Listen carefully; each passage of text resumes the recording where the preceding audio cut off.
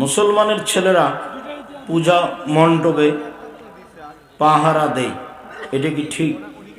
পূজা মণ্ডলে পাহারা দেওয়া নাজায়েজ, তবে যেই সময়ে সরকার বা বৈদেশিক সরকার বুঝছিল যে আমরা পূজা মণ্ডপ ভেঙে দিচ্ছি, সেই দিন পাহারা দেওয়া ঠিক ছিল, যে আমরা ভাঙি না।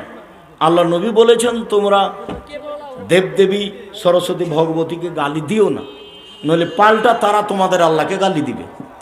আমরা ওদের মন্দির ভাঙতে আসিনি, ওদের মূর্তি ভাঙতে আসিনি। আমরা মুসলমানেরা যারা যেটা মূর্তি করেছি সেটা আমাদের ভেঙে দিতে হবে, ভাঙতেই হবে, আজ হোক আর কাল হোক।